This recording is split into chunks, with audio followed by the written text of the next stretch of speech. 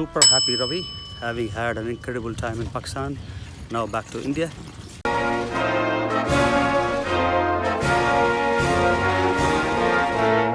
Started this trip with a night bus to Lahore by Faisal Movers from the G9 area of Islamabad. Boarding the night bus to Lahore, the journey from Islamabad to Lahore takes about 4 to 4.5 hours. And this is the forward section of the bus, which is business class, which is quite comfortable. Business class section of the night bus from Islamabad to Lahore. This particular bus has a 135-degree recline and also has seat massagers and a full selection of entertainment. And also has a iPhone charging port, which makes the journey very comfortable to travel. So woke up in the old city of Lahore at around 5 a.m. to the Muslim call of prayer, the Azan, and this is the old city of Lahore. Took a quick nap in the business lounge of the bus station, which was quite decent and comfortable to say, and then I booked the Uber to get to the border, the India-Pakistan border at Wagah.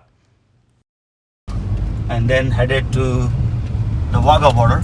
The Uber is about 794 or 800 rupees. Not bad, about a 1 hour journey. And then we are all set out. Let's check it out.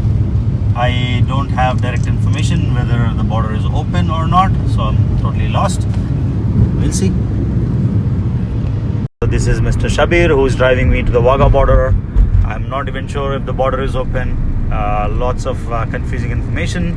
And Mr. Shabir has 6 daughters and lives 75 kilometers away from Lahore. Very interesting. And then on the Lahore Ring Road to Wagah border. Hope the border is open.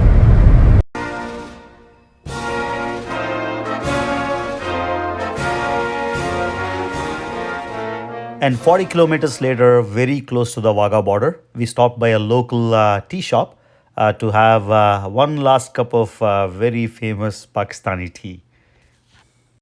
And some chit-chatting with the locals at the tea shop, once again making me realize there's not much of a difference between Indians and Pakistanis. There are 3 checkpoints to cross, and now getting closer, see the huge Pakistani flag and the Indian flag. This experience is the best. I wish I crossed earlier. There was no information, so I had to go by plane. You can only go to a certain extent. From there, you have to take this train-like, trolley-like thing. It's extremely hot, maybe 110 degrees, sweating profusely. A few others are crossing the border with me, and then exciting. So that's a little buggy train that takes you and drops you off at the border. There are a few people from Sindh crossing into India today as well. All set. And then on the little buggy towards the Pakistani checkpoint, and then followed by the Indian checkpoint.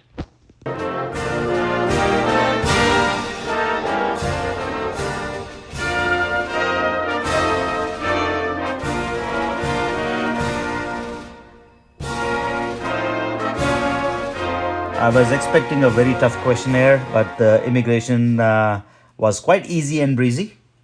The Pakistani immigration now, and now headed to incredible India.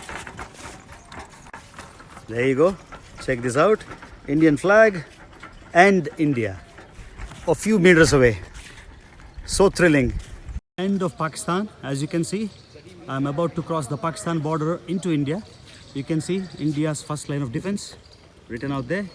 And these few people are coming into Pakistan from India.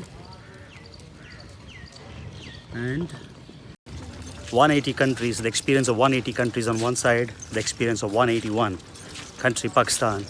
Overwhelming. Better information now. I can't emphasize, I can't tell you enough. Incredible experience in Pakistan.